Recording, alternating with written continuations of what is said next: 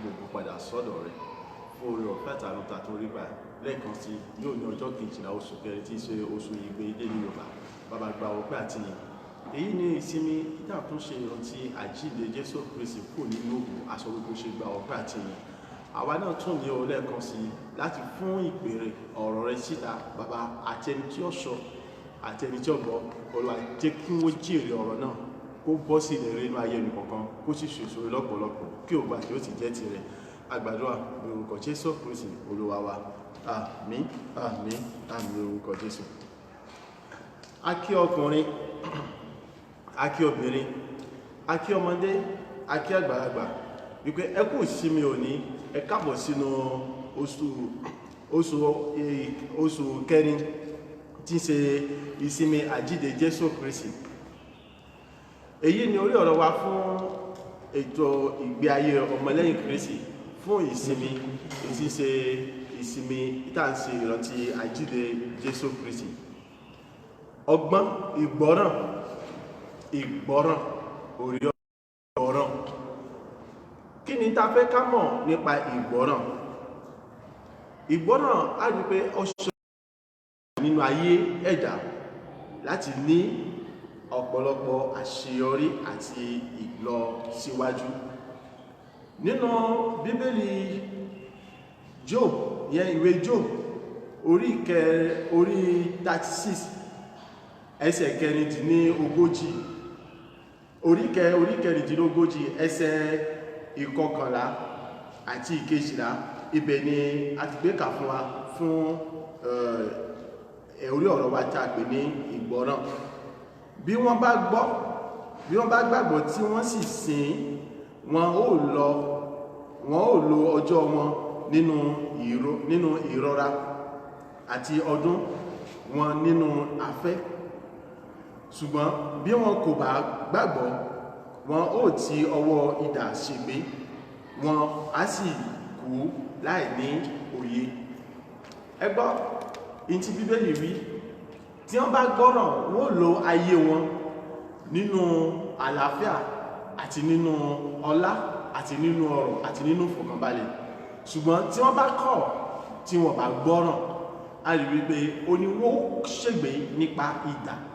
Èyí tàbá wọ ẹsẹ̀ Bíbélì òun ti sọ fún apọ́nbélé wípé ìgbọ́ràn òun gbà nílà, ṣùgbọ́n àìgbọ́ràn òun kó bá ayé ènìyàn. Èyí tó ti fi hàn wípé pàtàkì. Now, kí wá ni à ń pè ní kí ni jíjẹ́ ìgbọ́ràn àbí kí ni ìta lè pè ní ìgbọ́ràn? Ohun tí a lè pè ní ìgbọ́ràn òun náà ni pé kéèyàn wà lábẹ́ àṣẹ kan tó jẹ́ wípé àṣẹ yẹn òun ló ń ṣe alákòóso ayé ènìyàn ní gbogbo ìgbà àti ní gbogbo àkókò. Tá bá sọ pé èèyàn wà lábẹ́ àṣẹ ènìyàn, ìyẹn pé èèyàn ní ẹnìkan gẹ́gẹ́ bí bóyá bí olùbádámọ̀ràn tí èèyàn ti fọkàn tán, àbí bóyá bí bàbá nísàlẹ̀ àbí alátìlẹ́yìn ènìyàn tí ó pé nígbàkúgbà tí èèyàn bá ti nídìí ohun kankan tó bá ti ríyàn lójú láti fi ọ̀rọ̀ lọ tó tàn tí ó sì tọ́yàn sí ọ̀nà. So irú àwọn ẹni bá nìsìn ohun tí wọ́n bá sọ fún pé kéèyàn ó ṣe òdìdàn kí èyí ó ṣe. Tá bá tún sọ nípa ìgbọ́ràn òun náà tún òun ni wípé kí ni kéèyàn jẹ́ ẹnìkan tí ó ní ìbẹ̀rù ẹnìkan lọ́kàn, ìjọ pé ohunkóhun tí ẹni bá ní kí a ṣe òdìdàn kí a ṣe. Èyí là ń pè ní jíjẹ́ ìgbọ́ràn. Ẹni pé kéèyàn jíjẹ́ ìgbọ́ràn òun ni pé kéèyàn báyàn sọ̀rọ̀ kéèyàn sì gbọ́. Now, ìwé àtúmọ̀ Édómù sí Bíbélì wípé ìgbọ́ràn tòótọ́ tàbí ìgbọ́ràn ní ṣe pẹ̀lú gbígbọ́ ohun tí ènìyàn fi etí sí látọ̀dọ̀ ẹni tí ń bá ènìyàn sọ̀rọ̀. Yẹn pé ìgbọ́ràn ó jẹ́ ohun tí pé èèyàn fi etí sí látọ̀dọ̀ ẹni tí ń bá ènìyàn sọ̀rọ̀. So ẹni tí ń bá ènìyàn sọ̀rọ̀ yẹn kéèyàn gbọ́ ohun tí ènìyàn sọ, kéèyàn wá ṣe gẹ́gẹ́ bí ohun tí ènìyàn sọ. Ìgbọ́ràn ó tún jẹ́ ohun kan tó jẹ́ pé ó máa jẹ́ kí ẹni tí a bá sọ̀rọ̀ kí àótù kí ọ̀rọ̀ tí wọ́n bá sọ yẹn kó lọ wọnú ayé rẹ̀ lọ títí kan inú egungun tí ó mú kí ó ní ìtara láti ṣe nǹkan tí wọ́n ní kí tí wọ́n bá sọ̀rọ̀ lé lórí. So nítorí àkókò wa tá bá wo àwọn bíbélì nínú ìwé Jòhánù, ìwé Jóṣúà orí kìíní ẹsẹ̀ kẹjọ, Hébérù orí kìíní ẹsẹ̀ kìíní dé ìkejì, a rí tó sọ fún wa nípa ìgbọ́ràn.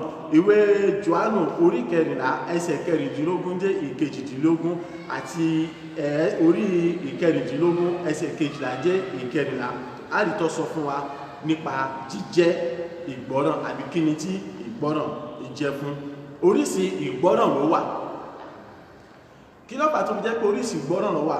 A rí pé àwọn ìgbọ́ràn kan wà tí a pè ní ìgbọ́ràn èyí tí àyàn. Àwọn ìgbọ́ràn kan wà tó jẹ́ ìgbọ́ràn èyí tí bẹ́ẹ̀ tí pé a kàn ní tìpá fún ènìyàn. So onírúurú ìgbọ́ràn ló wà. Ìgbọ́ràn tí ó rọ̀ mọ́ nǹkan tí kò nítumọ̀, ìgbọ́ràn tí ó rọ̀ mọ́ nǹkan tí kò nítumọ̀.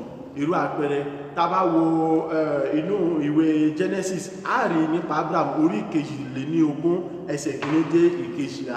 Kí ni tó ṣẹlẹ̀ nípa Abraham àti Ọlọ́run?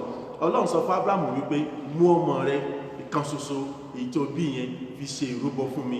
Ẹ ká wò kí ni ìdí t'Ọlọ́run fi ní kí Abraham kó fi ọmọ rẹ̀ rúbọ? Kò sẹ́ni kankan tó lè dáhùn sí.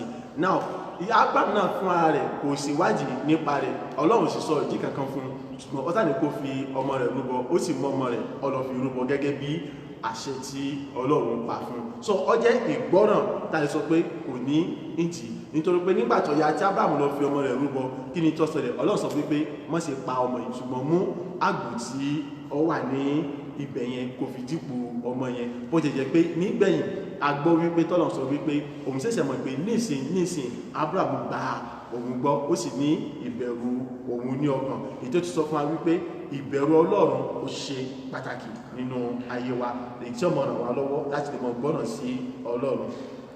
Ìgbọ́ràn tí kò pé tàbí tí a yàn. Ìgbọ́ràn tí kò pé tàbí tí a yàn. Kí ni àwọn ìgbọ́ràn tí kò pé àbí èyí tí a yàn? Èyí kí n mú látorí èyí tí a yàn. Àwọn ìgbọ́ràn tí a yàn òun náà ni wípé ká wò sùsùn ká sọ wípé lágbájá òun ló tọ́ láti ṣe nǹkan báyìí. So ẹni yẹn nígbà tá ti pè wípé òun ló tọ́ láti ṣe, ó túmọ̀ sí wípé a ti yàn. So ohun tó bá sì sọ ó di dandan kí a ṣe kí ni o, kí a ṣe, nítorí pé àwa ni a yàn. Irú rẹ̀ ni àwọn tí wọ́n mọ̀ sí ìgbéyàwó, ìmọ̀ bóyá àwọn yẹn wọ́n mọ̀ yẹn àbí wọn mọ̀, tó jẹ́ wípé wọ́n yan ẹlẹ́rìí ìgbéyàwó wọn. Ẹni tí wọ́n yẹn gẹ́gẹ́ bí ẹlẹ́rìí ìgbéyàwó wọn, ó ti dandan kí wọ́n ṣe ohun tó bá ní kí wọ́n ṣe, àbí tí wọ́n bá ní ohun kan tí ò yé wọn àbí tó rú wọn lójú nínú ìrìnàjò ìgbéyàwó wọn, ẹni tí wọ́n yẹ láti lọ bá ní láti fọ̀rọ̀ lọ, láti ṣàlàyé fún ẹni láti sọ fún wọn wípé ìkan báyìí ló yẹ kí wọ́n ṣe àti pé ìkan báyìí ló yẹ kí wọ́n ṣe. Kété tẹni báyìí ti sọ, ó ti dandan fún wọn kí wọ́n gbọ́, kí wọ́n sì gbà ohun tí ẹni yẹn wí. A rí pé ìgbọ́ràn tí a yàn ní.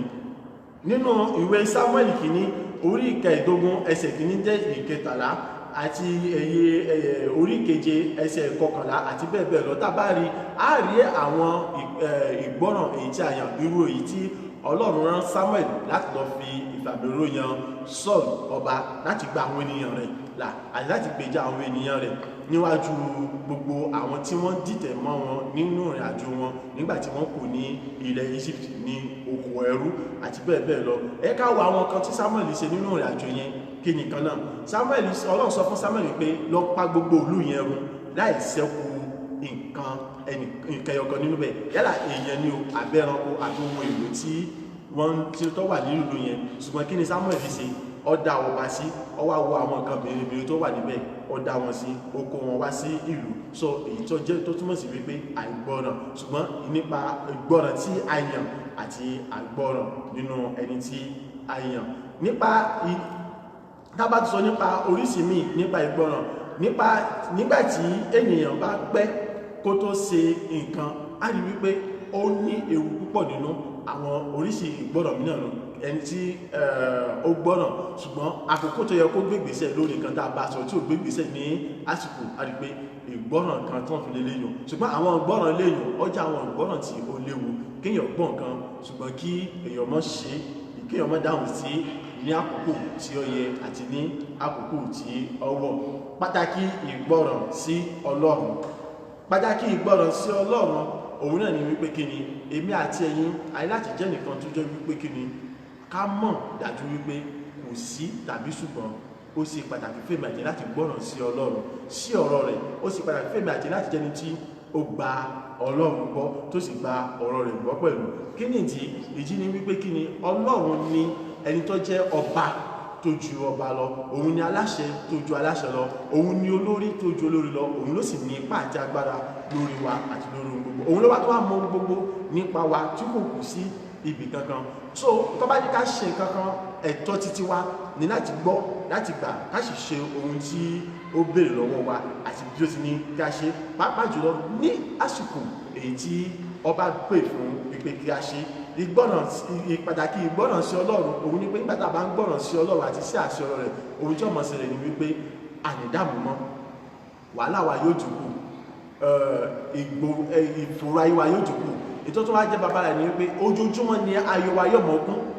Ètò tó wá dàbí rẹ̀ òun náà ni wípé kí ni ojoojúmọ́ la máa ké pe Ọlọ́run, a sì máa rí ìdáhùn lọ́gán tí Ọlọ́run bá ti gbọ́ ohùn wa, bẹ́ẹ̀ ni a sì máa rí èsì ìdáhùn. Ètò tó wá dàbí rẹ̀ òun náà ni wípé kí ni yóò ṣòro fún wa wípé ká sọnù nínú ayé nígbà tí a bá jẹ́ ni tí ó ń gbọ́ràn sí àṣẹ Ọlọ́run. Èyí ni àwọn pàtàkì ìgbọ́ràn sí Ọlọ́run. Ó pọ̀ àyíká wọn tán àwọn pàtàkì èyí tó fi yẹ ká mọ gbọ́ràn sí Ọlọ́run àti ìdí àwọn ewu tó tún wà nínú àìgbọ́ràn sí Ọlọ́run. Ṣùgbọ́n fún àǹfààní àkókò wa, ẹ jẹ́ kí a mú ní ṣókí báyìí. Sọ títòní kò ní ju báyìí lọ. Sọ ẹ jẹ́ ká gbàdúrà. Ọlọ́run ẹlẹ́dàá, ní orúkọ ti Jésù Kristi, a dá gbogbogbò padà sọ́dọ̀ rẹ fún àánú àti ìrọ̀fẹ́ lórí ayé wa, gba ọpẹ́ àti ìyìn. Ọ̀rọ̀ náà nìyí ní ìwọ̀nba péréṣe tí a ti sọ jáde yìí, bàbá tí kò sì sórí ayé ẹnìkọ̀ọ̀kan, ẹ̀mí ìgbọràn tòótọ́ ọ̀yà gbogbo ẹnìkọ̀ọ̀kan wa, kí ògo kó sì jẹ́ tiwọ Ọlọ́run alààyè títí láìla ó sì mọ ènìyàn. Ògo ni fún orúkọ rẹ ní orúkọ Jésù Kristi Olúwa wa, àmín.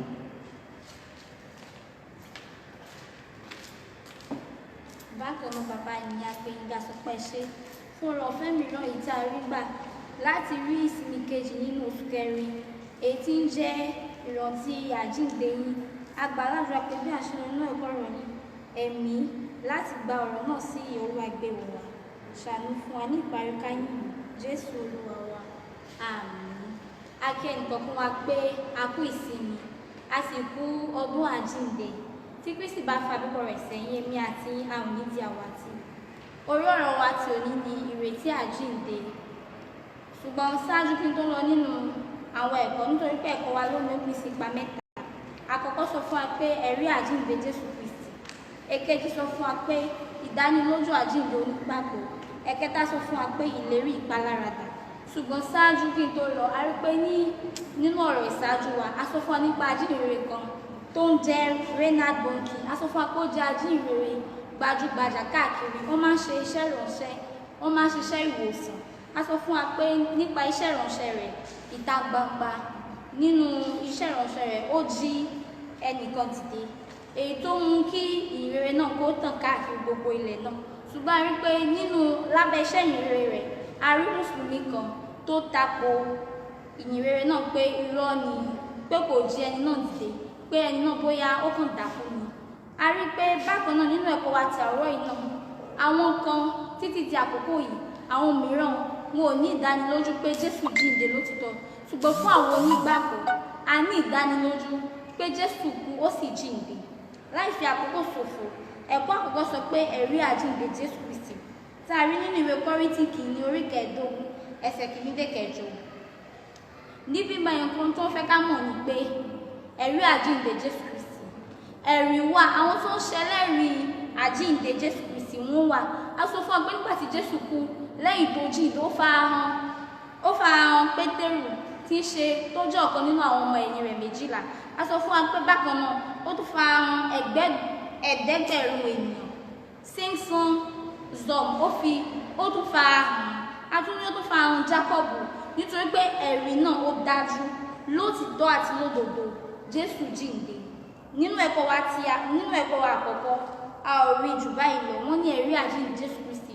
Nítorí náà àwa náà gbọ́dọ̀ ṣẹlẹ́rìí àjíǹde rẹ̀. A gbọ́dọ̀ sọ fún àwọn èèyàn pé lótìtọ́ Jésù kú ó sì jíǹde. Ẹ̀kọ́ wa kejì sọ pé ìdánilójú àjíǹde onígbàgbọ́. tá a rí ẹsẹ̀ bíbélì nínú ìwé Kọ́ríńtì kìíní orí 15 ẹsẹ̀ 12 dé 14 àti ẹsẹ̀ 20 dé 24. Mo ní ìdánilójú àjíǹde onígbàgbọ́. Ìdánilójú tó wà fún wa ni pé gbogbo àwọn onígbàgbọ́ nínú Kristi gẹ́gẹ́ bí Kristi tí ó jẹ́ ẹni tí a ń tẹ̀lé tó jẹ́ olùpilẹ̀ṣẹ̀ wa, a sọ fún wa pé ìdánilójú wà fún gbogbo àwọn onígbàgbọ́ náà tí wọ́n bá kú nínú rẹ̀ pé wọ́n sì tún jíǹde. Èyí ni ìdánilójú tó wà nínú rẹ̀ pé gbogbo àwọn tó bá sùn nínú Kristi, àti ẹ̀ sọ fún wa pé nífa àwọn ọmọ ènìyàn gbogbo àwọn òkú tó sùn nínú Kristi ní àwọ̀ jíǹde. So èyí ni ìdánilójú. A gbọ́dọ̀ ní ìdánilójú yìí pé nígbà tí a bá kú lótìtọ́ pẹ̀lú rẹ̀ a ó tún bá a jíǹde. Ní ìkẹyìn mo gbàdúrà pé ohun káàbọ̀ mọ̀dọ̀ rere yóò fọ̀ sí wa. Ẹ̀kọ́ kẹta sọ fún wa pé ìlérí ìpaláradà.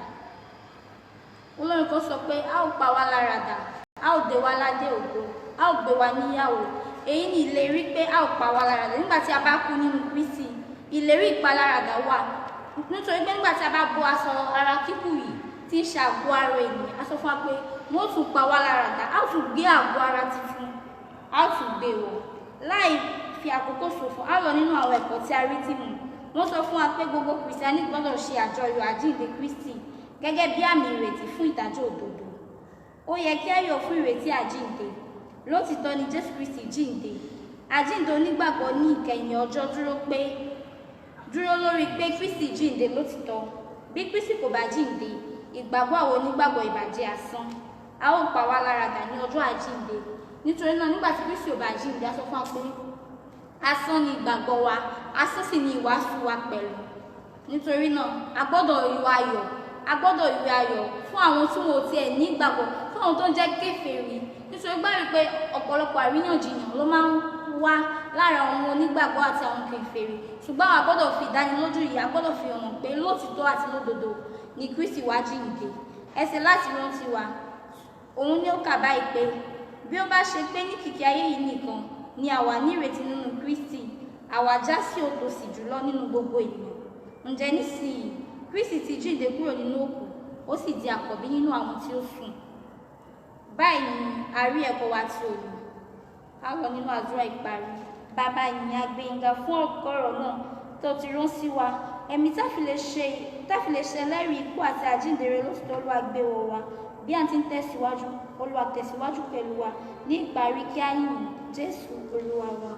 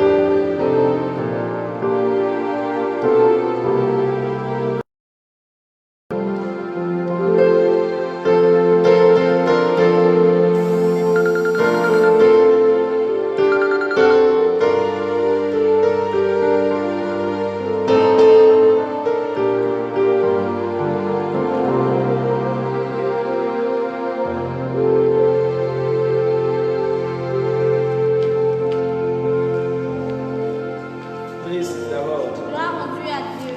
Praise the Lord. Gloire rendue à Dieu. Ẹ jẹ́ ká tẹ́ bí ọkàn wa bá. Il faut incliner votre cœur. Bí a ti ń gbàdúrà. Quand nous prions. Ọlọ́run ayébáyé a gbé orúkọ yín Dieu ga. éternel, nous élevons ton nom. Ọlọ́run tí kò yí padà. Le Dieu qui ne change point. Ọlọ́run tó jẹ́ èmi ni. Le Dieu qui est je suis. Èmi ni tí ń jẹ́ èmi ni. Moi qui est je suis. A gbé orúkọ yín ga Nous élevons votre nom. fún àjọyọ̀ ọdún àjíǹde tòní. Pour la réjoution de la résurrection. Eléyìí tá à ń ṣe ìrántí rẹ̀ Dont nous nous souvenons. ní gbogbo ayé lónìí. Partout dans le monde. Àjọyọ̀ tó ju àjọyọ̀ lọ. C'est une grande réjouissance. Olúwa ò ṣe o. Seigneur, merci. Gba ọpẹ́ wa. Reçois nos remerciements. Olúwa gba ìyìn wa. Reçois nos louanges. A dúpẹ́ Nous te disons merci. lórí ìgbé ayé àwa ọmọ ènìyàn. Sur la vie des êtres humains Eléyìí tó kú fún que tu es mort tí a sì ń gbé ìgbé ayé ìwà mímọ́. et nous vivons dans la Olúwa ò sainteté. ṣe. Seigneur, merci. A dá ògo àti ọlá padà sọ́dọ̀ Nous rẹ̀. rendons toute gloire et Nítorí pé honneur ìwọ ni ó yẹ. parce que c'est toi tu es Ìwọ ẹni digne. tó fi ẹ̀mí rẹ̀ lélẹ̀ Toi qui as sacrifié ta láti kú vie fún gbogbo aráyé. pour mourir pour tout le monde. Àti ẹni tó mọ̀ ọ́. Et celui qui te Àtẹni connaît tí ó mọ̀ ọ́. et celui qui te connaît Gbogbo wa pas, ló kú fún. tu es mort à cause de nous. Olúwa òfin onífọ́nkọ rẹ̀. Gloire rendue à ton Olúwa nom. gba ọpẹ́ wa. Reçois nos Bí a ti remerciements. kọ́ láti lọ pín ọ̀rọ̀ rẹ̀. Quand nous allons partager ta parole, Olúwa sọ ọ̀rọ̀ rẹ̀ jáde. Seigneur, parle. Olúwa fi yé wa.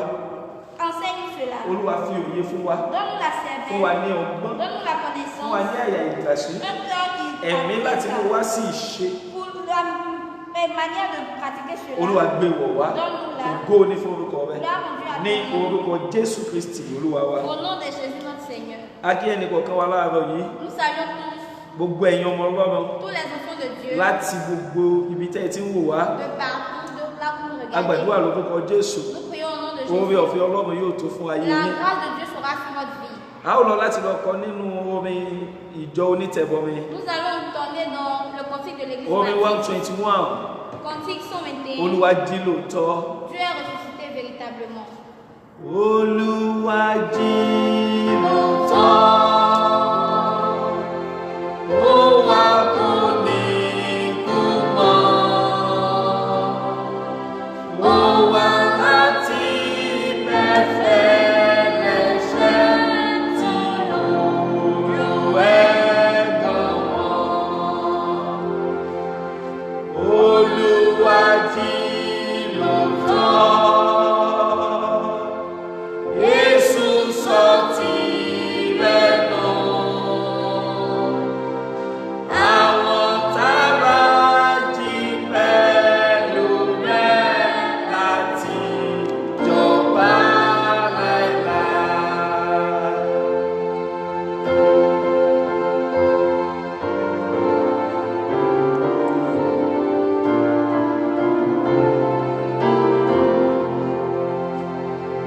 Olúwa jí lóòótọ́. Ènìyàn kẹ́mi gbọ́.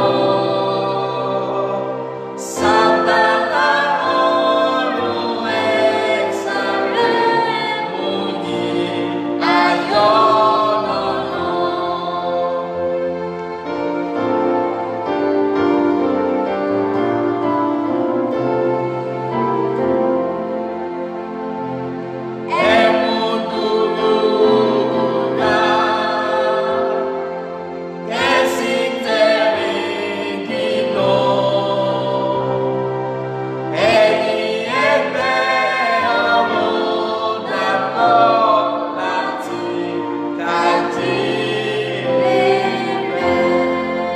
Hallelujah.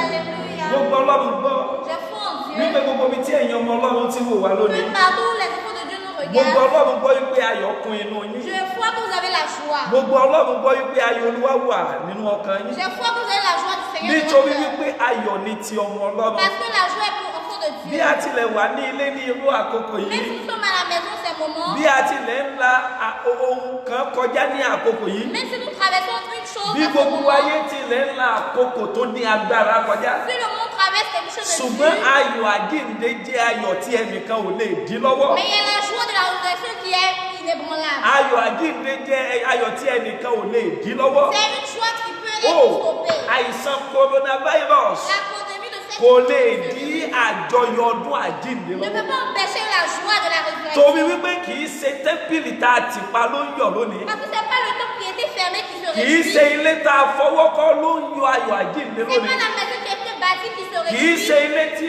àfọwọ́kọ́ ni Jésù kú fún. C'est pas là où le temple de Jésus est mort pour Ó cela. kì í ṣe àwọn ilé tá a kọ́ yẹn ni Jésù wá kú fún. C'est pas la construction où Jésus est venu mourir. Ṣùgbọ́n Jésù kú fún ọmọ ènìyàn. Mais Jésus est mort pour Ó l'être humain. kò kú fún ẹran kò sà. Il n'est pas mort pour les Kò animaux. kú fún ewé kò Il sà. n'est pas mort pour les Ó végétaux. kò kú fún aṣọ tá a ń dáwọ̀ tó dá Il yẹn n'est sà. pas mort pour nos Ṣùgbọ́n ó vêtements. kú fún ìgbàlà ọkàn wa. Mais il est mort pour le salut de notre Ohun tó cœur. jẹ́ ayọ̀ tèmi jù láàárọ̀ Ce yìí. qui est ma joie ce matin, Ohun tó jẹ́ kí ayọ̀ olúwo kún ọkàn mi. de Jésus me Òun náà ni wípé èmi ni Jésù kú fún. parce que c'est à cause de moi Jésus est Kì í mort. ṣe tẹ́ḿpìlì tá a ti pa yẹn. C'est pas le temple qui est fermé. Ìdí nìyẹn tó fi yẹ kí ayọ̀ olúwa kó kún ọkàn yín. C'est pourquoi la joie du Seigneur doit Wípé être bá a faite. tilẹ̀ wà ní ilé ní irú àkókò Même yìí. si vous êtes à la maison, c'est Bó moment. tilẹ̀ dàbí ẹni wípé àwọn èèyàn mọ̀ pé a sí ọdún yìí bó ti yẹ ká ṣe é. Même si les choses se disent que pourquoi on n'a pas pu Ṣùgbọ́n fêter, àjọyọ̀ yẹn, mais cette joie, àjọyọ̀ ọdún àjíǹde, la réjouissance de la ó jẹ́ résurrection, àjọyọ̀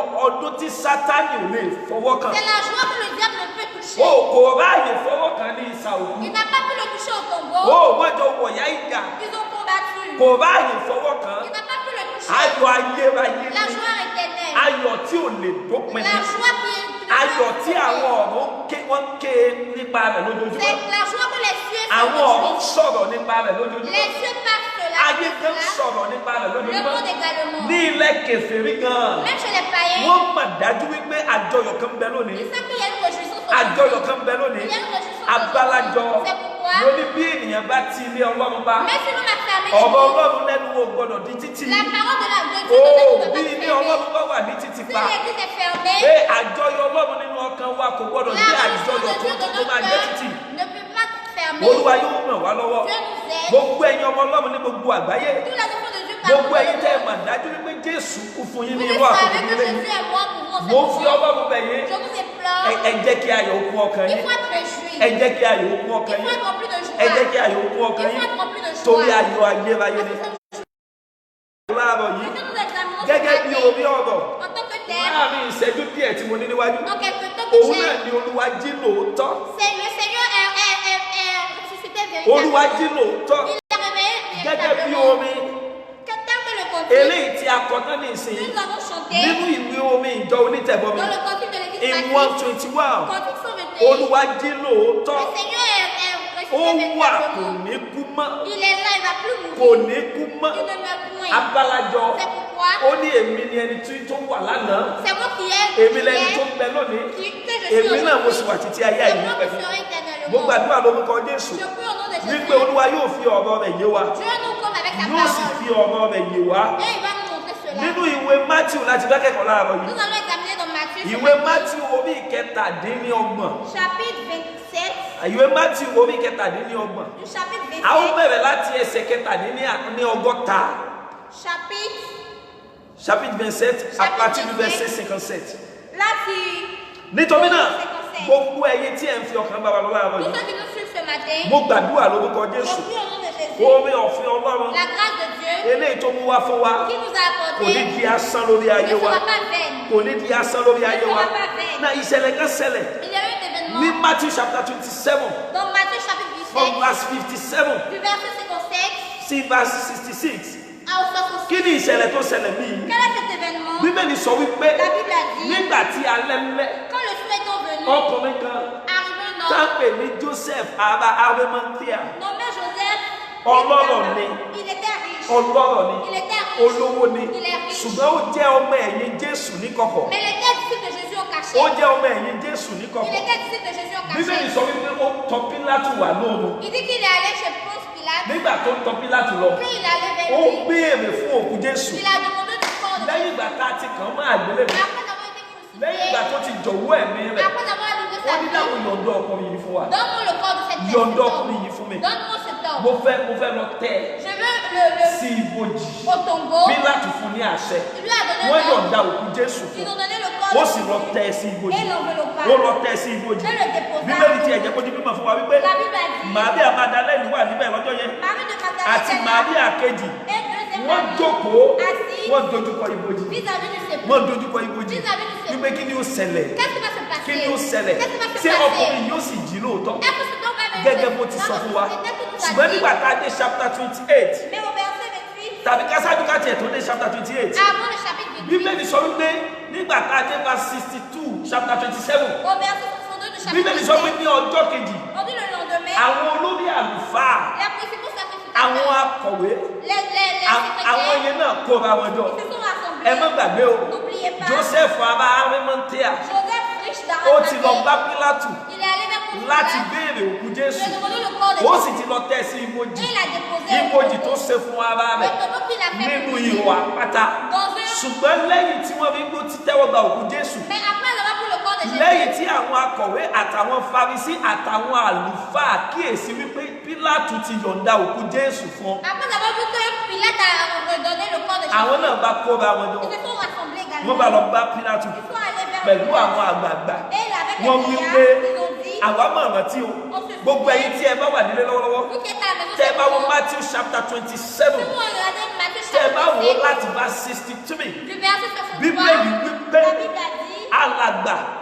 vieillard, àwa rántí pé nous retrouvons que ẹlẹ́tàn ni ce n'était pas Jésù ni wọ́n pè ní ẹlẹ́tàn on o. appelait Jésus le Wọ́n pe menteur. Jésù ní ẹlẹ́tàn. On l'appelait le Ó ní wọ́n posteur. ní sọ wọ́n wípé àwa rántí pé Nous nous souvenons que ẹlẹ́tàn ni ce menteur ó nígbà tó wà láàyè disait qu'il était wípé oui, lẹ́yìn ọjọ́ mẹ́ta après 3 jours, òun ó jíǹde. il va ressusciter. Wọ́n pe Olúwa ní ẹlẹ́tàn Ils ont appelé Jésus le nítorí èmi menteur. àti ẹ̀mọ̀ ni o. À cause de toi et Wọ́n moi, pè é lẹ́lẹ́tàn. ils l'ont appelé menteur. Wọ́n pè é lẹ́lẹ́tàn. Ils l'ont appelé Wọ́n menteur. jẹ́ níyà. On l'a chicoté. Wọ́n jẹ́ níyà. Il fut Wọ́n frappé. mú adé ẹ̀gún fún. Ils ont porté une Wọ́n couronne mú remplie adé ẹ̀gún d'épines. fún. Une couronne Mo remplie sọ fún wa ní d'épines. ìjẹta On vous a dit à vous ní faire ọjọ́ Friday le vendredi, nínú ìṣọ́ òru pé dans la veillée, nígbà tá a dé ilẹ̀ Ísírẹ́lì nous sommes arrivés a rí à Israël. oríṣiríṣi irú àwọn adé tí wọ́n hun. Nous avons vu Eléyìí tí wọ́n ń tà tí wọ́n ń tà ní o. qu'on vendait. Tí wọ́n fi ń ṣe àpẹẹrẹ irú adé tá a dé fún Jésù. Quand on voulait de sa Yé grâce, nítorí tí ẹ mọ̀ ní à o. cause de toi, Nítorí tí ẹ mọ̀ ní o. À cause de toi. Abálájọ C'est pourquoi orin wa notre nínú chant ìwé orin ìjọ onítẹ̀bọmi. de l'église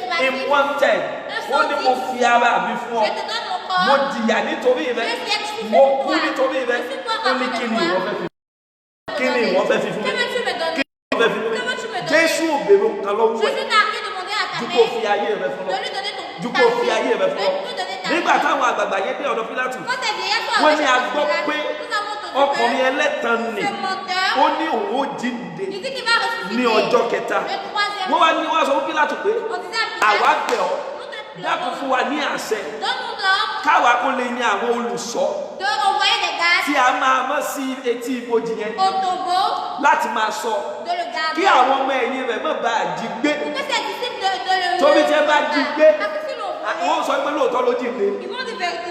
Pílátù bá fún wa láṣẹ. Il lui a donné Ó ce ní temps. ẹsẹ̀ bó bá ti wù yín. Faites comme vous le Wọ́n bá voulez. yin àwọn olùṣọ́. Ils ont envoyé des Wọ́n gardes. bá yin àwọn olùṣọ́ tí Ils ibojì. ont choisi des gardes. Nígbà táwọn olùṣọ́ yẹn dé ibojì, Arrivés là-bas, nǹkan mẹ́ta trois tó choses. ṣẹlẹ̀ lélẹ́yìí. Qui s'est passé? Nọ́mbà wán, La première chose. wọ́n ṣe ibojì náà. Ils ont gardé ce Ó secret. gbogbo ẹ̀yin tẹ́ ẹ tún wà nínú iyèméjì. Vous qui êtes encore dans les doutes, Wípé Jésù ò jíǹde. que Jésus n'est pas ressuscité, Ọlọ́run ò ní tó bọ́mọ lọ́wọ́. Dieu va pas faire qu'il quitte ta Ọlọ́run ò ní vie. tó pẹ́jù fún Il ọ. va faire, ça sera pas pour ta vie. Àwọn olùṣọ́ ẹ wo Bíbélì yẹn dáadáa. Regardez ce From passage. Matthew chapter 27 Matthieu chapitre 17, verse 57 verset to 67 verse 66. à verset 66. Bíbélì wípé La Bible a dit, wọ́n yan àwọn olùṣọ́. ils ont choisi des Wọ́n gardes. yan àwọn olùṣọ́. Ils ont choisi des Nọ́mbà gardes. wán nígbà táwọn olùṣọ́ débẹ̀. Quand les gardes sont Bíbélì arrivés, wípé la Bible a dit, wọ́n ṣe ibojì. ils ont gardé Kí ni fermé ìtumọ̀ le wípé tombeau. wọ́n ṣe ibojì? La définition est Ìyẹn ni que pé c'est que wọ́n tilẹ̀kùn ibojì ils pa. ont fermé le tombeau. Wọ́n tilẹ̀kùn Ils ibojì ont yẹn pa. fermé ce tombeau. Wọ́n lọ wọ́ òkúta tó tóbi. Ils ont pris un gros caillou Tóbi pé wọ́n ti mọ̀ pé wọ́n ti tẹ̀ síbẹ̀. parce qu'ils ont vu qu'il a été Ojú déposé. wọn sì wí pé Jésù bẹ nínú Ils ibojì. ont vu que Jésus était dans ce Náà tombeau. tóbi pé wọ́n sì mọ̀ wọ́n sẹ́ ẹ méjì kẹ́nìkan kọ́ wá jí gbé. Que personne ne le Wọ́n vole. mọ̀ bá àwọn sọ pé lóòótọ́ ló jí gbé. Vous ne pas dire que Wọ́n wá véritablement wọ́n gbé òkúta ńlá ní ils ojú ont mis rẹ̀. une grosse pierre. Wọ́n wá dúró tì í. Ils se sont arrêtés Nítorí pé àṣẹ ti ti ọ̀dọ̀ ọba wá. parce qu'il y avait l'ordre Now, de a notre second roi. deed. La deuxième Òun chose, náà ni pé c'est que wọ́n fi èdìdì. une alliance, Wọ́n èdìdì. une Wọ́n alliance, fi di òkúta náà. ils ont Ìyẹn mis wípé níbi tí àṣẹ jáde lọ. pour cette Níbi alliance tí de àṣẹ Jésus. ọba lè dé. Pour l'ordre de Wípé notre èdìdì tá a fi dì í yìí o. c'est quoi on a Kò voulu le sí ẹni fermer? náà tẹ̀ bí dá. Personne Tó gbọ́dọ̀ kọjá létí ibojì. ne pouvait passer sur ce Àwọn ọmọ tombeau. ẹ̀yìn gẹ́ nítorí ìbẹ̀rù gbódò. Même les disciples, Gbogbo àwọn ọmọ ẹ̀yìn ti sá lọ. ils ont fui. Ẹ̀yin ò ká Bíbélì ni. Bíbélì sọ wípé nítorí ìbẹ̀rù àwọn Júù nínú ìwé ìfẹ́ ti Jòhánù. À cause de la peur des Ó ní Juifs, wọ́n lọ ti ara wọn mọ́nú yàrá. ils sont fermés dans une chambre. Nítorí ìbẹ̀rù àwọn À Júù. cause de la peur des Juifs, Nítorí ìbẹ̀rù àwọn Júù. à cause de la peur des Juifs. Àwọn olùṣọ́ wà bẹ́ẹ̀ pẹ̀lú idà lọ́wọ́. Les gardes étaient là avec des Ojú épées. wọn ò ṣe é wò. On ne pouvait pas les regarder. Torí àṣẹ ti jáde. Parce qu'il y avait le Wípé ẹ ò jẹ́ kí ẹ gbọ́dọ̀ jẹ́ kí ẹnikẹ́ni kó wá gbé nínú Deux ibojì. personnes viennent de chercher. Nǹkan ẹlẹ́ẹ̀kẹta. La troisième Ẹ má chose, gbàgbé àkọ́kọ́ o. n'oubliez pas la première. Wọ́n ṣe ibojì náà. Ils ont gardé fermé le Ẹlẹ́ẹ̀kejì. coteau. Deuxième, Wọ́n fi èdìdì. ils ont scellé Wọ́n avec. fi dì í. Ils ont scellé la pierre. Òkúta náà. La pierre. Ẹlẹ́ẹ̀kẹta. La Wọ́n troisième, yin àwọn olùṣọ́ tì. ils ont envoyé des gardes. Wọ́n yin àwọn olùṣọ́ tì. Ils ont envoyé des gardes. Ṣùgbọ́n àwọn aráàlú chapter 28. Mais au verset chapitre Ìṣẹ̀lẹ̀ 28, àbàmì kan ṣẹlẹ̀. il fut un grand événement. Ìṣẹ̀lẹ̀ tó yani lẹ́nu. Un événement qui fut Bíbélì passé. wípé La Bible a ní dit, òpin ọjọ́ ìsinmi après le bí sabbat, ilé ọjọ́ kìíní ọ̀sẹ̀ ti bẹ̀rẹ̀ sí í mọ́. à l'aube du premier jour de la Maria semaine, Magdalene Marie de àti Magdala Maria kejì wá láti wo ibojì. allait voir le sépulcre. Sì wò ó Et voici, ìṣẹ̀lẹ̀ ńlá ṣẹ̀. un grand tremblement. Nítorí áńgẹ́lì Olúwa ti sọ̀kalẹ̀ wá. Quand l'ange du Seigneur descendit, Ó yí òkúta kúrò. roulait la pierre. Òkúta tí wọ́n fi ṣe ibojì La pierre qui a été àti fermée, èdìdì.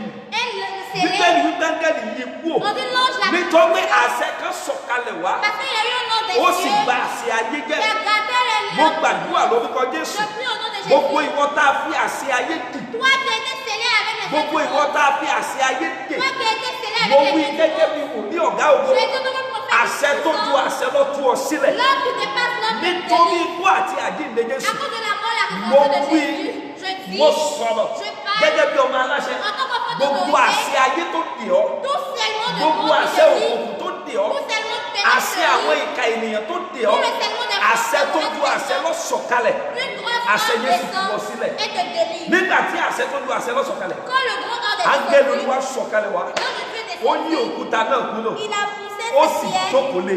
et s'y Ẹ wá gbọ́ o. Écoutez, àwọn olùṣọ́ et les gardes tí wọ́n ní wọ́n máa sọ ibojì. dont ils devaient garder le Bíbélì tombeau, wípé la Bible a dit, wọ́n wá rírì. ils ont eu peur. Ẹ̀rù bà wọ́n. Ils ont eu peur. Wọ́n sì dàbí òkú. Ils étaient comme des Wọ́n morts. dàbí òkú. Ils furent comme des morts. Wọ́n dàbí òkú. Ils furent comme des morts. Idà wọn ó sọ sẹ́lẹ̀. Leur épée a perdu connaissance. Agbára wọn ó sọ sẹ́lẹ̀. Leur force n'avait plus de... Ta ni jẹ́ agbára ayé Qui est force du monde? níwájú agbára Ọlọ́run Devant àwọn ènìyàn? la force de Dieu. Alayé Qui est le monde? ta lè yàn. Qui est l'homme? Níwájú ọba àwọn ọba. Devant le roi des Ta ló lè rois. dúró níwájú agbára ipá Qui rẹ̀? peut se tenir devant sa Ta ló lè puissance? dúró níwájú ìbínú rẹ̀? Qui peut s'arrêter Ta dans ló sa lè wo colère? ojú rẹ̀? Qui peut le regarder? Ó máa ń gẹ́lì sọ̀kalẹ̀ wá. Ils ont voyé l'ange descendir. Ẹ̀rù bà àwọn olùsọ. Ils ont eu peur. Wọ́n kíyèsí pé Ils ont regardé. nǹkan ju nǹkan lọ. Il y a grand chose. Nǹkan ju nǹkan lọ. Quelque chose qui partait. Nígbà táwọn angẹ́lì wá jókòó, Quand ces anges furent àwọn assis, àwọn Màríà náà wá wọ́n lọ sí ti ibojì. les deux maris Ibi allaient ẹgbẹ́ tí au a tombeau. lọ wò ó. Allons-y Bóyá àwọn regarder. olùsọ tí ẹni wọ́n máa sọ bojì. Peut-être les gars vont avoir ordonné de regarder. Bóyá wọ́n tiẹ̀ ti gbé òkú Jésù kan lọ. Peut-être ils sont allés avec le Àbí wọ́n corps ti de sin òkú rẹ̀ ní ìṣekúṣe. Jésus. Ou ils ont fait quelque chose Ṣùgbọ́n avec nígbà táwọn le náà corps. débẹ̀, Mais arrivé wọ́n rí là-bas, àwọn olùsọ tí ẹ ti ṣubú lulẹ̀. ils ont vu les gars qui sont Áńgẹ́lì wá tombés. sọ fún wọn pé L'ange les a dit, ní ẹsẹ̀ ìkarùn-ún, au verset 6, áńgẹ́lì náà dáhùn. il Ó wí répondit, fún àwọn obìnrin náà pé et dit aux femmes, ẹ má bẹ̀rù. ne craignez pas, Ẹ má bẹ̀rù. ne craignez pas. Nítorí èmi mọ̀ pé Moi je sais que ẹ̀yin wá Jésù vous cherchez tí Jésus a kàn mọ́ àgbélébùú. qui était Kò sí crucifié. níyì Il n'a pas ici. nítorí ó ti jíǹde Il a gẹ́gẹ́ bí ressuscité ó ti wí. comme il avait dit. Wá ẹ Venez, wo ibojì voyez tí le Olúwa lieu gbé dùbúlẹ̀ sí. où il était couché. Ẹ sì yára lọ sọ fún àwọn ọmọ ẹ̀yìn rẹ̀ pé Allez pour moi, ó ti jíǹde kúrò nínú òkú. il a ressuscité des morts. Hallelujah. Alléluia. Hallelujah. Alléluia. Hallelujah. Amen. Olúwa jí lóòótọ́. Dieu a Ẹ ressuscité. wo ìbéèrè mi wá lélẹ́yìn. Ma question est que, Mo sọ fún wa pé je vous ai dit, gẹ́gẹ́ bí ìwé mímọ́ ti kọ sílẹ̀, tel que la cette parole àwọn àgbààgbà wọ́n yin àwọn olùṣọ́ lọ sí ibojì. les vieillards envoyaient des gardes vers le Seigneur. Àwọn olùṣọ́ yẹn sì wà ní ibojì nígbà táńgẹ́lì sọ̀kalẹ̀. Ces gardes aussi étaient également au tombeau quand les Ìbéèrè mi lélẹ́yìn Ma question wípé que Jésù ọ̀gbà ọ̀nà ẹnu ọ̀nà yẹn jáde. Jésus n'avait passé Torí tó bá voie. gba ẹnu ọ̀nà yẹn jáde, Jésus n'avait passé sur cette ó voie. yẹ kí àwọn olùṣọ́ yẹn wó rí. Il fallait que ces gardes le voyaient. Òkúta yẹn dẹ̀ sì wà níbẹ̀. Cette pierre était. Àwọn olùṣọ́ yẹn náà sì wà níbẹ̀ tí ń sọ. Les gardes aussi étaient là. Ìṣẹ́jú àwọn olùṣọ́ làǹgẹ̀lì fi yí òkúta kúrò. C'est vis-à-vis d'eux que l'ange Náà a. kò sí àríyànjiyàn níbẹ̀. Il n'y a pas à se lamenter. Ọba tí kì í kanlẹ̀kùn ó tó wọlé. Le roi qui ne pointe pas la porte d'entrée. Ẹnìkan àmọ́ sọ fún mi pé Quelqu'un va me dire que. ọ̀nà ìbò ló wà gbà jáde. Mais il a passé par Àwọn les aláìlóye kan àmọ́ wípé Les insensés ọ̀dà ìgbà tí aussi. ọ̀wá gbẹnu ọ̀nà jáde S'il n'avait passé par la kò sì croix, sí ọ̀nà míì. il n'a plus d'autre Ìbò ló wá gbà chemin. jáde. Il a passé par Bí àwọn alágbára ayé Si les puissances du monde bí àwọn alágbára òkùnkùn Si les puissances du bí wọ́n ténèbre bá lè wọlé wá gbani nínú ilé láì peuvent kẹlẹ̀kùn rentrer sans taper la porte, agbára ọlọ́run jù bẹ́ẹ̀ lọ la puissance de Dieu est forte. agbára ọlọ́run jù La bẹ́ẹ̀ lọ puissance de Dieu est forte. nítorí pé òun ló fẹ́ jí ọmọ rẹ̀ dìde Parce kúrò que nínú c'est òkú lui qui veut réveiller son ẹ̀gbọ́n fils. tí ìwé mímọ́ wí ni Écoutez ce que la Bible ó a ní dit. òun kì yóò fi ọkàn rẹ̀ sílẹ̀ ní ipò kú Il va jamais déposer son ó cœur ní de bẹ́ẹ̀ ni repos. kò ní jẹ́ kí ẹni mímọ́ rẹ̀ kó rí ìdíbàjẹ́ Dès que son sein voit des forces nítorí choses, òun lẹni tó gbé dìde láti inú ìsà òkú parce wá que c'est lui qui l'a relevé des tombeaux. agbára jẹ́ agbára lọ La puissance agbára surpasse ju la agbára puissance. lọ agbára Jésù La ju puissance de Jésù lọ Jésus agbára ju surpasse agbára lọ Satan. agbára ju agbára lọ La puissance surpasse la agbára puissance. ju agbára La lọ puissance ẹ surpasse wo la ìgbìmọ̀ puissance. ju ìgbìmọ̀ lọ Il est comme ta ni un jẹ́ ìgbìmọ̀ qui est un òkùnkùn rassemblement níwájú ténébreux. bàbá ọmọ àti ẹ̀mí Devant mímọ́ le Père Saint-Esprit, ta ni jẹ́ alágbára ayé qui est puissant du monde. níwájú ọlọ́run àwọn ọmọ ogun Devant le Dieu des ọlọ́run armées. tó lè ní ipá Le Dieu qui est fort de onísáàmù puissance. wípé Sur le sommet pouvait olúwa dire, sọ̀rọ̀ mo gbọ́ olúwa sọ̀rọ̀ Dieu lẹ́ẹ̀kan a parlé une fois, ó ní lẹ́ẹ̀kejì deuxième fois, mo gbọ́ èyí pé j'ai entendu que tí olúwa ní agbára Dieu la force. Matthew 28:18 Matthieu ó chapitre wí 18 pé disait, Jésù wá Jésus ó est ní venu. gbogbo agbára ní ọ̀run toute foi dans les àti cieux ní ayé et sur la ó ní la terre, fi fún mi lui a été ó donné. ẹ bá mi kí hallelujah sí bàbá yẹn Dites-lui torí alléluia. òun ni ọba àwọn ọba Parce qu'il est le roi des olúwa rois. jí ní tòótọ́ Jésus a réveillé kò son sí ní véritablement. ibojì mọ́ Il n'est plus au kò tombeau. sí ní ibojì mọ́ Il n'est plus au bí mo ti tombeau. mú ọ̀rọ̀ mi wá sí òpin Quand je clôt ma prédication, màmá bàbá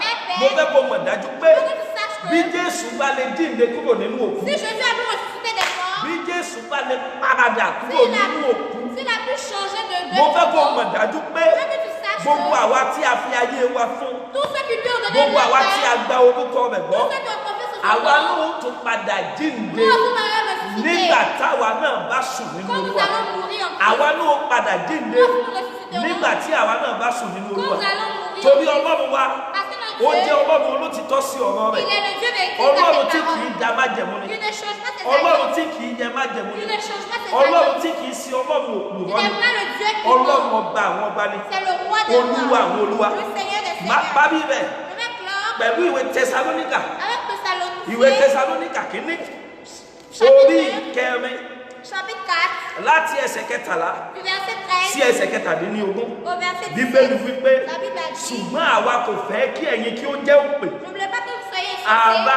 frères, ní ti àwọn tí ó sùn tous ceux qui sont pé morts, kí ẹ má banújẹ́ ne vous mettez pas gẹ́gẹ́ bí avec àwọn eux. yòókù tí kò ní ìrètí Pour ceux qui n'ont plus nítorí bí d'espoir, àwa bá gbàgbọ́ pé Jésù ti kú si nous croyons que Jésus est ó mort, sì ti jíǹde et ressuscité, gẹ́gẹ́ bẹ́ẹ̀ ni Ọlọ́run yóò mú àwọn tí ó sùn pẹ̀lú nínú Jésù wá pẹ̀lú ara rẹ̀ Dieu aussi verra ces nítorí èyí ni àwa ń wí fún yín nous vous disons nípa ọ̀rọ̀ Olúwa de la parole pé de Dieu. àwa tí ó wà láàyè Ceux qui sont tí a vivants, sì kù qui restent lẹ́yìn dé àtiwá Olúwa après la bí ó venue de ti Dieu, kì ó rí kì yóò ṣáájú àwọn tí ó sùn vont pas aller en nítorí prison, Olúwa fún ara rẹ̀ parce que Dieu lui yóò sọ̀kalẹ̀ wá láti ọ̀run wá tí òun lui, àti ariwo avec des pẹ̀lú pouvoirs ohun olórí àwọn áńgẹ́lì et avec des àti anges, pẹ̀lú ìpè Ọlọ́run avec la paix àwọn de òkú Dieu, nínú Kristi les morts en ni Christ, yóò sì kọ́ jíǹde ils vont ressusciter. nígbà náà On se ni a ó sì gba àwa tí ó wà láàyè Nous qui sommes tí ó vivants, sì kù lẹ́yìn qui sont là, sókè pẹ̀lú wọn sínú àwọsánmọ̀ en haut de les cieux, láti pàdé Olúwa croiser ní ojú Dieu, ọ̀run on se bẹ́ẹ̀ ni laisse. àwa ó sì máa wà títí láé lọ́dọ̀ Nous Olúwa serons toujours avec nítorí Dieu. náà Pour cela, ẹ máa fi ọ̀rọ̀ wọ̀nyí avec ces tu paroles, ara yín nínú consolez-vous. ìta ń sọ ni pé C'est bon, Dieu, que ẹnikẹ́ni tó bá kú nínú Jésù qui nous met en kò Christ, kú ikú àkọ́run bí iṣu il n'est pas mort en vain. ẹnikẹ́ni tó bá sùn nínú Jésù Celui qui meurt ẹ en wo Christ, gbogbo àwọn tó ti sùn nínú Jésù ceux yẹn qui sont morts, lọ́jọ́ kan a ó en ti Christ, jọ jùmọ̀ pàdé tout à l'heure, on doit nous nítorí raconter pé Olúwa wa parce que notre Dieu, ó ti yè il est ó vivant, wà títí ayé toujours. Jésù ti yè Dieu est ó vivant. wà títí ayé Toujours. bí àwa náà bá sùn nínú Si Olúwa nous aussi nous mourons, bí àwa náà bá sùn nínú Olúwa a ó pa àwa náà láradà nous allons nous a ó changer, pa àwa láradà serons revertis, a ó pa àwa láradà serons orin kan revertis. wípé Et que tu pouvais dire, nílé ògo lọ́dọ̀ bàbá dans la maison chez le Père, nílé ògo lọ́dọ̀ bàbá ee a ó pa àwa láradà ọ̀yá ẹ bá mi lu piano yẹn sí mo fẹ́ ká kọrin yẹn. je veux qu'on entende ce cantique. Yes. A ó dé wá ládé ògo. A ó sì gbé wá níyàwó. Nílé ògo. Mo fẹ́ níbikíbi tó wà lọ́wọ́lọ́wọ́. Partout tu es, Mo fẹ́ kó bẹ̀rẹ̀ sí kọrin yẹn je láti veux mọ̀ que tu ọ̀nà commences à lọ́wọ́. chanter depuis ton cœur. Nílé ògo lọ́dọ̀ bàbá sẹ́. Il est au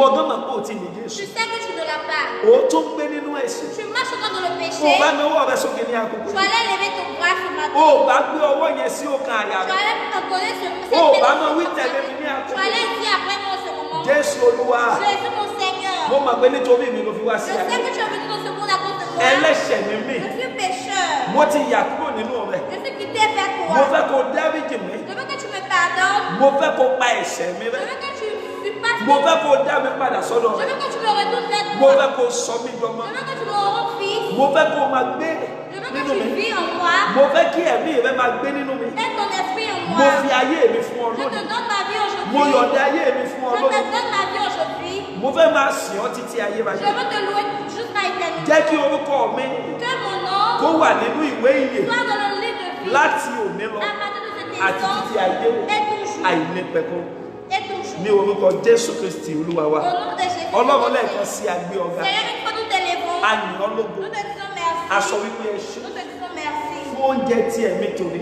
Pour la nourriture eléyìí ẹ má de ce sọ̀kalẹ̀ matin. láti ọ̀run Que tu as envoyé depuis les ìwé mímọ́ cieux. wípé La Bible pouvait le ẹ̀yin ní dire. oúnjẹ ìlú náà C'est toi qui es la parole. ẹ̀yin ló jẹ ìlú Tu náà es la nourriture de vie. Ọlọ́run aṣọ wípé ẹ ṣe Seigneur, nous te disons merci. Olúwa ògo ní forúkọ yìí adúgbò fún gbogbo àwọn tí wọ́n gbé ọ̀rọ̀ yìí lónìí Nous te disons merci pour ceux qui adúgbò ont fún cette gbogbo àwọn tí parole. wọ́n tún fi ayé wọn fún ọ Pour tous ceux qui ont donné la vie adúgbò à fún gbogbo toi. àwọn tí wọ́n tún fi ayé wọn fún ọ Pour tous ceux qui vont te donner nítorí la vie. wípé a ó jọ jùmọ̀ jọba nínú ìjọba rẹ Parce que nous allons régner ensemble Olúwa dans ta ògo ní règne. forúkọ rẹ Gloire au Dieu à ton nom. agbàdúrà fún gbogbo àwọn tó wà pẹ̀lú wa lónìí Nous prions pour ceux qui àwọn sont tí avec ó bá nous. ti ràn wá lọ́wọ́ Ceux qui viennent kí nous àwọn aider. ènìyàn ó lè máa wò wá Pour que la láti gloire ibi se gbogbo fasse de partout. mo gbàdúrà Je prie. ẹ̀mí Ọlọ́run L'Esprit de Dieu. lórúkọ Jésù Au nom de kò ní Jésus. fi ayé yín Ne va pas sílẹ̀ laisser votre ọkàn vie. yín yóò balẹ̀ Votre cœur restauré. ògo ní forúkọ Olúwa Gloire au Dieu à son ní nom. orúkọ Jésù Kristi Olúwa wa Au nom de Jésus-Christ notre Seigneur. a ó lọ láti lọ kọ́ mi Nous allons donner hallelujah bí a ti mú gbogbo wá sí ìparí ní 123 123.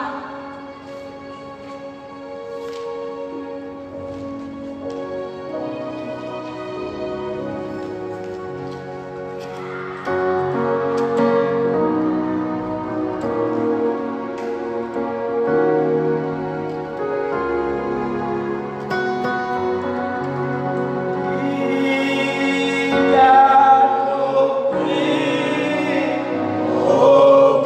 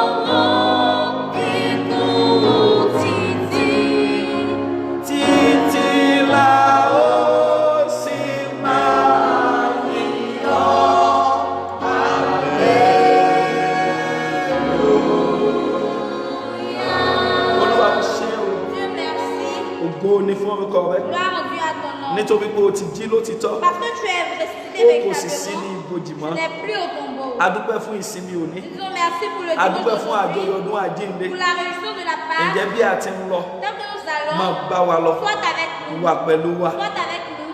A gbàdúrà lórúkọ Jésù. Prions au nom de Jésus. A pàṣẹ àlàáfíà Nous allons ordonner la sí paix gbogbo orílẹ̀-èdè àgbáyé, partout dans le sí monde. orílẹ̀-èdè Côte d'Ivoire, Au Côte d'Ivoire, sí orílẹ̀-èdè Nàìjíríà. au Nigeria. Àlàáfíà Ọlọ́run kó jọba. La paix de Dieu A règne. pàṣẹ àlàáfíà Nous ordonnons la sí paix ibùgbé ọmọ ìjọ yìí kọ̀ọ̀kan chez tous les fidèles àti de sínú l'Église gbogbo ilé gbogbo àwa onígbàgbọ́ et dans la maison de tous àti chrétiens. pàápàá wa tí ètà àti ìmọ̀ Ọlọ́run. Et nous A pàṣẹ àlàáfíà sínú ibùgbé wa. Àlàáfíà Ọlọ́run kó jọba. Ilé kọ̀ọ̀kan kó wà lálàáfíà. Ibùgbé kọ̀ọ̀kan kó wà lálàáfíà. Ìlú kọ̀ọ̀kan kó wà lálàáfíà. Orílẹ̀-èdè kọ̀ọ̀kan kó wà lálàáfíà. Ògo ni fún orúkọ Olúwa ní orúkọ Jésù Kristi Olúwa wa. Àmín, àmín, àmín lórúkọ Jésù. Lẹ́ẹ̀kan sí agbé orúkọ Ọlọ́run ga. Pourquoi nous élevons Dieu? A dúpẹ́ fún ìsinmi tòní. Nous disons merci pour le dimanche Nítorí pé Ọlọ́run d'aujourd'hui. ti gba ògo náà. Parce qu'il a rempli la Olúwa gloire yóò sì máa gba ògo et títí pour ayé. le preneur toujours la A kí gloire. gbogbo àwọn tó wà pẹ̀lú wa láàárọ̀ Nous yìí. saluons tous qui Mo sont. kí ẹni tó jẹ́ bí interpreter. Je dis merci à mon Mo kí équipe. evangelist Ajíbóyè Francis. Je dis merci à Mo sì kí l'évangéliste. ẹ̀yin ènìyàn Ọlọ́run Et vous, le tó peuple dàbí de ẹni Dieu, pé wá láti ràn wá lọ́wọ́ qui sont venus pour aider, láti bá wa ká ètò yìí de filmer kí ces àwọn choses, ènìyàn ó lè máa wò wá ní gbogbo ibi pour gbogbo. qu'on puisse nous regarder A gbàdúrà de lórúkọ Jésù. Je prie au nom de Jésus. Ìjọba Ọlọ́run kò ní bọ́ mọ́ wa Le lọ́wọ́. royaume des cieux ne va pas Lẹ́ẹ̀kan quitter sí mo ń kí gbogbo ẹ̀yin ọmọ ìjọ Elijah Baptist Church nous. Une fois, je salue tous les fidèles àti de gbogbo l'Église. ẹ̀yin ọmọ Ọlọ́run jákèjádò gbogbo àgbáyé. Et tous les fidèles de Wípé ẹ l'Église kú partout dans le ọdún. monde. Bonne Ẹ fête. kú àjọyọ̀ ọdún àjíǹde. Bonne réjoution de Ọdún Pâques. ayọ̀ la ó máa ṣe. Nous ferons de bonnes Nítorí fêtes. tiyín À cause de mi vous. ò ní gbàgbé Je ne ìbànújẹ́. vais pas faire de fausse Nítorí affaire. mi àti ilé À mi cause de moi et ma ẹ ò maison. ní gbàgbé ìbànújẹ́. Je ne peux pas vous appeler. Gbogbo ní pátá ni mo kí Je salue vous wípé tous. ẹ kú ọdún o. Bonne fête. Bákan náà ni mo fẹ́ kí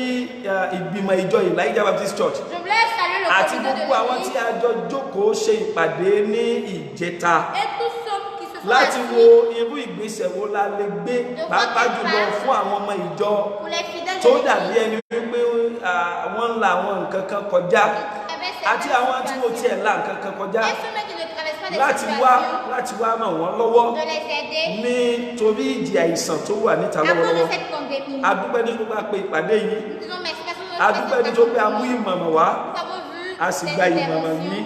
et sommes Mo montrés. gbàdúrà gbogbo ibi tí ẹnì kọ̀ọ̀kan yín bá dé láyé. Partout où vous irez, Ebi ara ebi ẹ̀mí ò ní pa nous yín. n'aurons point fait Gẹ́gẹ́ bí chaleur. mo ti sọ fún wa ní ìjẹta, Tant que je l'ai dit à ìjọ Christian, Elijah Baptist Church, l'église Baptiste Élie, àwọn ti ṣètò ils ont ẹ̀bùn fún organisé gbogbo ẹ̀yin tí ẹ jẹ́ ọmọ ìjọ yìí. des dons pour tout fidèle de l'église. Gbogbo ibi tí ẹ bá wà, Partout où vous ẹ êtes, jọ̀wọ́ láti àná depuis hier, ní àwọn tí ń jẹ́ aṣojú tá a ti yàn ti bẹ̀rẹ̀ sí pín. les gens commençaient à les partager. Ẹ jọ̀wọ́ gbogbo àwa tí a jẹ́ ọmọ ìjọ tí a ò tí ì gba ẹ̀tọ́ wa. Tous ceux qui sont fidèles qui n'ont pas Ẹ encore jọ̀wọ́ reçu láti le aago méjìlá ọ̀sán òní, à partir de midi, ọjọ́ ìsinmi òní, le dimanche tí ó fi di aago márùn-ún ìrọ̀lẹ́. jusqu'à 17h. Àwọn ẹni tí wọ́n pín àwọn ètò yìí wọ́n máa wà ní inú ọgbà ilé Ọlọ́run. Ceux qui vont partager ces choses seront Wọ́n dans ti l'église. bẹ̀rẹ̀ láti àná Ils ont commencé depuis hier títí aago méjìlá ọ̀sán òní, jusqu'à midi, tí ó fi di aago márùn-ún ìrọ̀lẹ́. jusqu'à 17h. Àwa tí a ò tí ì gbà ti wa, Vous qui n'avez pas a encore lè reçu, rán ọmọ wa wá vous envoyez vos enfants láti wá gba ètò yìí. de venir Ẹ chercher. jọ̀wọ́ ẹ já tètè wá gbà á. Il faut vite rentrer. Torí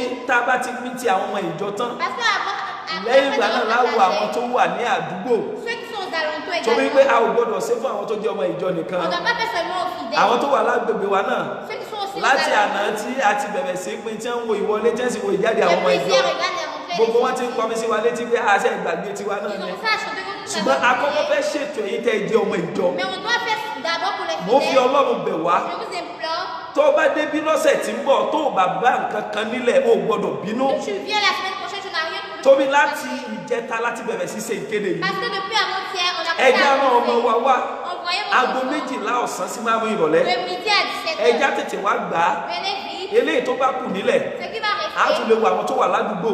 vois ceux qui sont Eléyìí tá a là, tún fẹ́ fún ní ẹ̀bùn. qu'on peut donner le Yóò cadeau. dára fún wa. Vous êtes bénis. Ebi ara La ebi paix ẹ̀mí channellement, kò ní spirituellement. pa wá Nous aurons ní fait. orúkọ Jésù Kristi Olúwa wa. Au nom de Jésus. Bí notre Jésù Seigneur. bá dé kílẹ̀ ó tó mọ́, Si Jésus vient avant èmi nous, àti ẹ̀yin á ò jọba àjọba. on va régner avec lui. Ṣùgbọ́n tó bá fa bíbọ̀ ọbẹ̀ sẹ́yìn, Mais si a ò tarde ní sa ṣubú venue, kúrò lójú ọ̀nà ìrìn àjò nous n'allons ìgbàgbọ́ pas yìí. tomber. Ní orúkọ Jésù Kristi Olúwa wa. Au nom de Jésus notre Happy Seigneur. Easter. Bonne fête de God Pâques. bless you all. Dieu vous bénisse. Thank you very much. Merci beaucoup.